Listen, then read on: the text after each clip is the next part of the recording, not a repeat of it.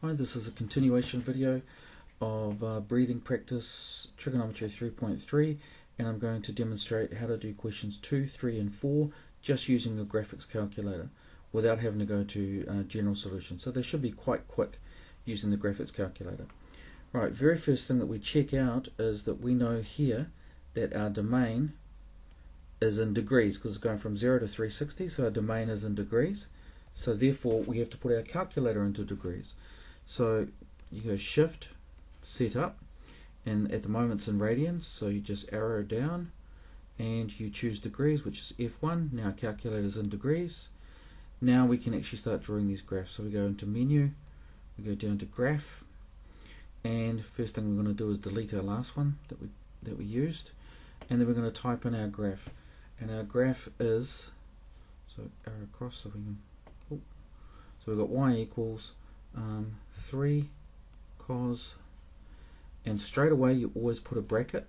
I know there's not one written on there, but you put a bracket there, and then you go 2, and then that's where you put the second bracket, x plus 90, close the bracket to close in the first one, close the bracket that ends up closing for the second one, execute. Now you go shift view window. Now before we had 0 to 24 because we're in 24 hours. Now we're actually dealing with degrees, so we're going to start at 0. Shift view window. I'm going to start at 0, arrow down, then we want 360 there for 360 degrees. Arrow down, execute, and we arrow down. Right, this one's going to go between 3 and minus 3. So then we type in minus 3 for our minimum, and for our maximum will be 3. And then we can get out of there. Then all we want to do is draw it. And then we've got that function drawn.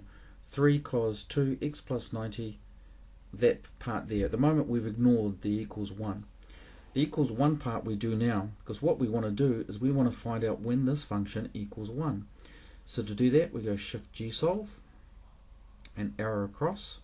Now what we want is we want an x calculation. We know what the y is, it equals 1, so we want an x calculation, so that's F2. So that's when y equals 1, and execute. Right, it gives us our very first solution, which is 54.7356. So then you can go over to here, and you go 54.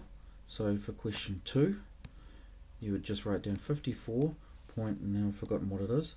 54.7356. 0.7356. And that is the first answer.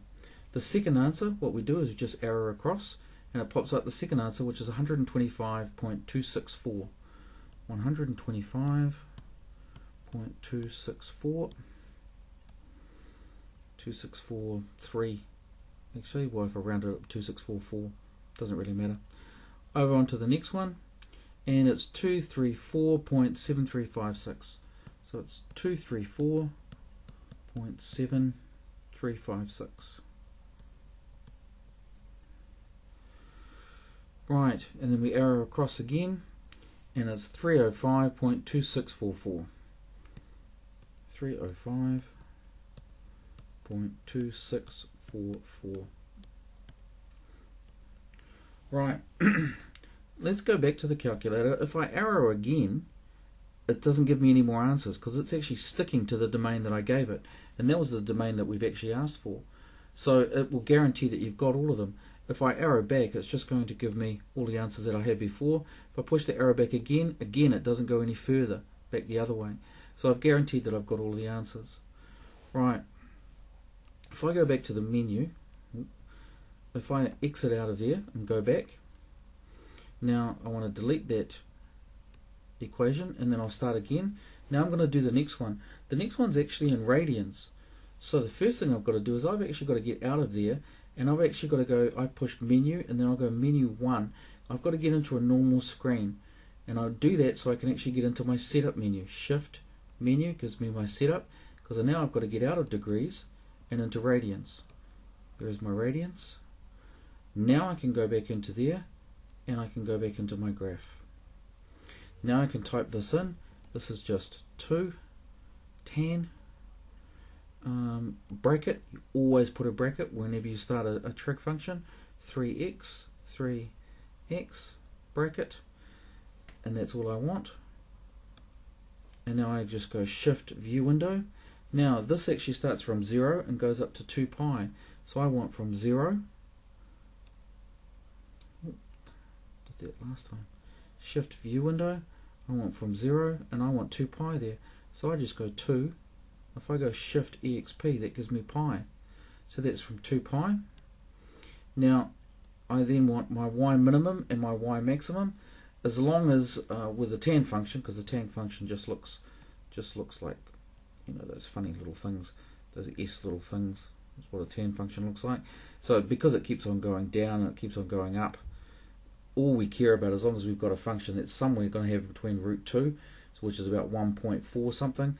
So I'm just going to go something from -3 to 3, looks fine by me, and then we will then draw that.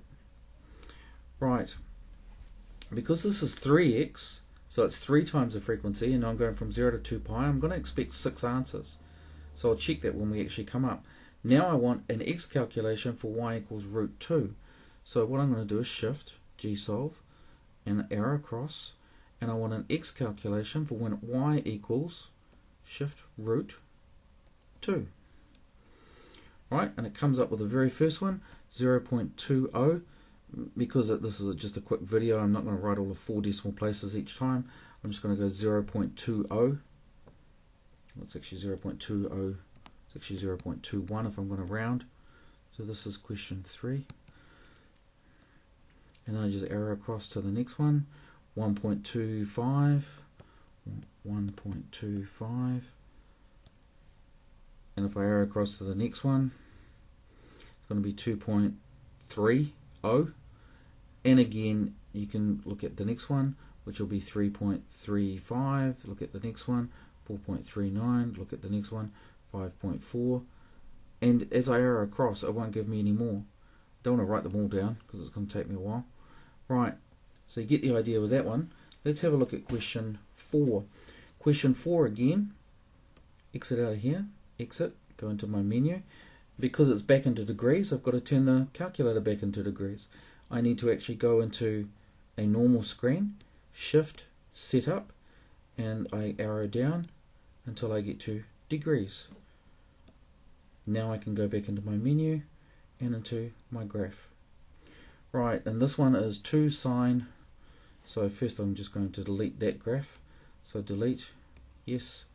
And this one is 2 sine. Bracket, always bracket first, 4x, oh I missed another bracket, 4 bracket x minus 30, 30 bracket bracket, execute. Right, now I want to go Shift View Window to check out where I want to go from. I want to go from 0 to 360, so the 0 is already there, so I want to go all the way to 360. And my sine graph is going to go between -2 and 2. So that domain there should be fine. It'll have a little bit of gap on either side, but that's alright. Right, then push execute. Again, this one here has 4 between 0 to 360.